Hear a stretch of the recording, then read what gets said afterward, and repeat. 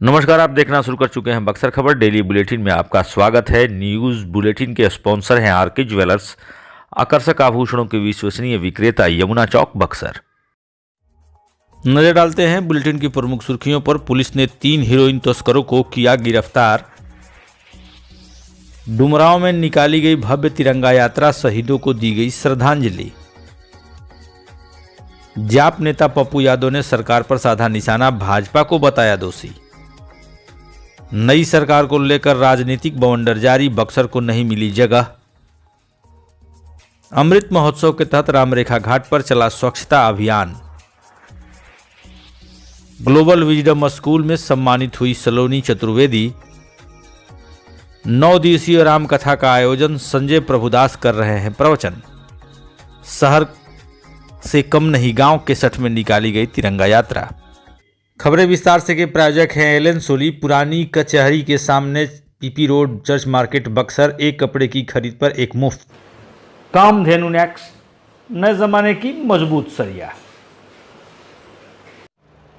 Jindal panther cement एवं सरिया के मुख्य विक्रेता गंगा सागर बिल्डिंग मटेरियल, गोलंबर, बक्सर एवं सिमरी।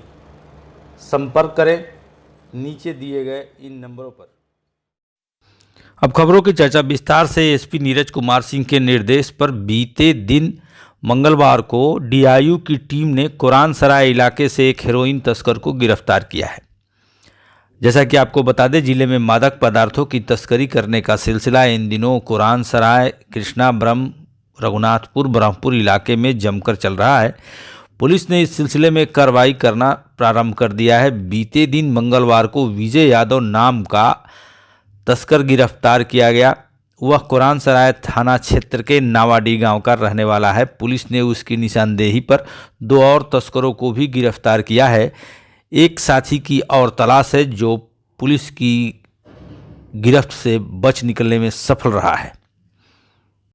इसको लेकर पुलिस पर भी तरह तरह के सवाल उठ रहे हैं। बुलेटिन की दूसरी सुर्खी है, 16 अगस्त को डुमरांव में भव्य तिरंगा यात्रा निकाली गई। डुमरांव में 4 लोग शहीद हुए थे, कपिल मुनि, रामदास सोनार, रामदास लोहार एवं अन्य लोग। इनके सम्मान में स्वयं शक्ति संस्था के युवाओं की पहल पर 16 अगस्त को डुमरांव में तीसरी बार भव्य तिरंगा यात्रा निकाली गई। इसमें स्कूली छात्र भी शामिल हुए। नगर में इस शोभा यात्रा की एक विशेषता रही, इस बार कई झांकियां भी निकाली गई। इसमें स्थानीय स्कूल एवं युवाओं का विशेष योगदान रहा। शहीद स्मारक पर स्थापित इन 4 शहीदों की प्रतिमाओं पर माल्यार्पण किया गया, श्रद्धा सुमन अर्पित किए गए। इस कार्यक्रम में जिलाधिकारी अमन समीर एवं अन्य वरीय पदाधिकारी भी शामिल हुए।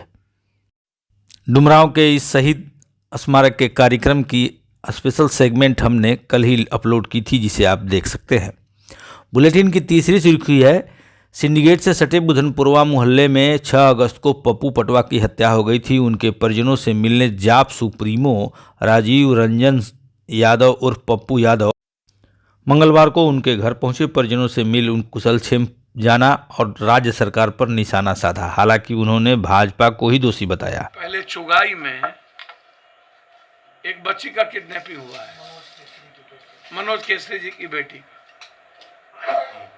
क्या कारण है कि मनोज केसरी जी की बेटी के केस को, उस परिवार को अभी तक न्याय नहीं मिली? मैं अभी वहां जा रहा हूं। क्या कारण है न्याय नहीं मिला? 14 साल की मासूम बच्ची और दबंगों के द्वारा उसका को किडनैप करके अब मार दिया गया कि जिंदा है, वो तो मैं नहीं कह सकता हूं, लेकिन 14 साल तो बालिग है ना, नाबालिग है ना। और वहां की थाना कोई काम नहीं करती कि सबसे पहले जो सबसे ज्यादा डर इस सरकार से व्यवसायियों के भीतर उठी है, या जो बाहर के जो बड़े बड़े काम करने वाले लोग हैं कि अब हम काम करने का माहौल नहीं बचेगा, तो यह डर सबसे पहले निकालना होगा। लगातार लंबे समय से बीजेपी की सरकार रहने के बावजूद एक दिन में लगभग 2-2, 3-3 दर्जन मर्डर, 1 दर्जन के लगभग बलात्कार और माफियागिरी तो खैर छोड़ दीजिए। बुलेटिन की चौथी सुर्खी है, एक तरफ जहां नई सरकार बनने को लेकर जदयू के लोग जश्न मना रहे हैं, वहीं बीते दिन मंगलवार को हुए मंत्रिमंडल के विस्तार पर राजनीतिक दलों ने बयानबाजी शुरू कर दी है। इसको लेकर तरह तरह के बवंडर सामने आ रहे हैं। केंद्रीय राज्य मंत्री सह स्थानीय सांसद अश्विनी चौबे ने बयान जारी कर कहा कि इस नई सरकार में जो मंत्री बने हैं वे सभी लाठी को तेल पिलाने वाले हैं। अधिकांश की छवि आपराधिक रही है।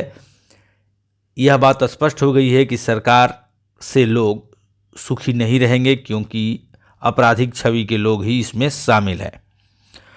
बुलेटिन की पांचवी सुर्खी है, आज़ादी के अमृत महोत्सव के तहत बीते दिन रामरेखा घाट पर स्वच्छता अभियान चलाया गया। इसमें सरस्वती शिशु मंदिर के छात्र शामिल हुए। वहीं शहर के कथकौली के समीप स्थित कैम्ब्रिज स्कूल में फोटो प्रदर्शनी का भी आयोजन किया गया है। यहाँ तरह तरह के सांस्कृतिक कार्यक्रम भी आयोजित किए गए हैं, जिनमें छात्र जानकारियाँ एकत्र कर रहे हैं।